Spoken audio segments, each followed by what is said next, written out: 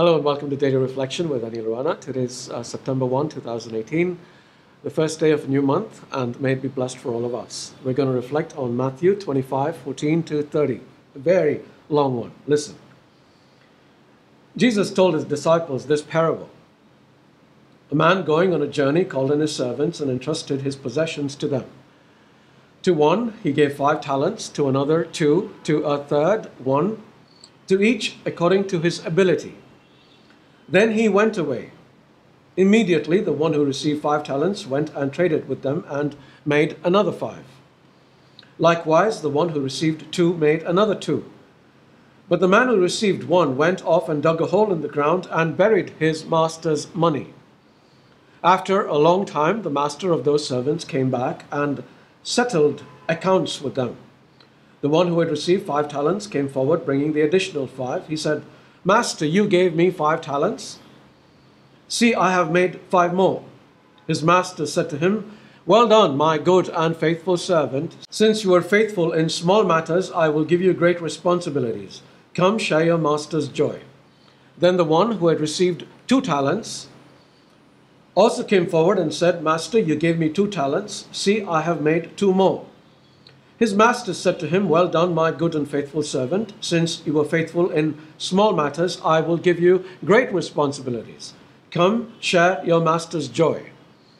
Then the one who had received the 1 talent came forward and said, "Master, I knew you were a demanding person, harvesting where you did not plant and gathering where you did not scatter. So out of fear I went off and buried your talent in the ground. Here it is back."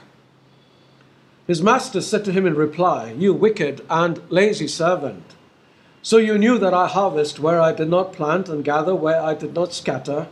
Should you not then have put my money in the bank so that I could have got it back with interest on my return? Now then, take the talent from him and give it to the one with 10. For to everyone who has, more will be given, and he will grow rich. But from the one who has not, even what he has will be taken away. And throw this useless servant into the darkness outside, where there will be wailing and grinding of teeth." The gospel of the Lord.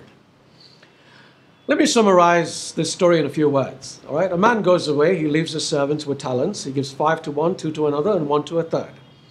The first 2 servants double what they had been given, but the third buries his talent in the ground. The master returns and is very pleased with the first 2 servants, whom he rewards. But he gets furious with the third. He gives his talent to the first servant, then chucks the servant into the darkness where, to quote Jesus again, there will be wailing and grinding of teeth. Anyway, to the seeker of the truth, there are a lot of questions that crop up here. Why, for instance, the unequal distribution of talents? Well, for one, the talents are the owner's to give, and up to him to choose how he wants to distribute them, right? He also undoubtedly saw the capabilities of each servant and gave accordingly, hoping that each of them would do the best with what they had been given. Another question is, why take the talent from the servant who did nothing with it and give it to the first servant and not to the second? After all, both showed they could be trusted. Again, it is the owner's prerogative to decide what he wants to do with what is his.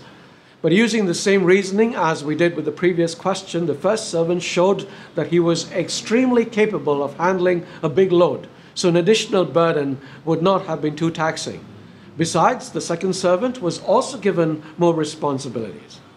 A third question, and this is really the interesting one. Why didn't the third servant do something with the 1 talent that he had been given? Why did he bury it? I believe it is because he was jealous that the other 2 had received more than he had. So out of spite and resentment, he did nothing. Big mistake.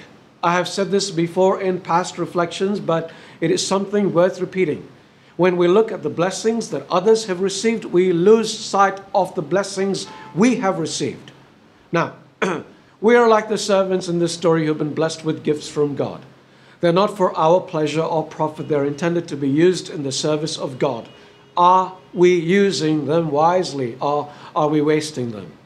Please remember that there is going to be a reckoning. Even as we reflect upon this, a word of encouragement to those who think they've received too little in comparison with others. Keep this promise of Jesus in mind. Whoever is faithful in very little is faithful also in much. And whoever is dishonest in very little is dishonest also in much. Consequently, to everyone who has, more will be given, and he will grow rich. May you grow very rich with the things of God. God bless you.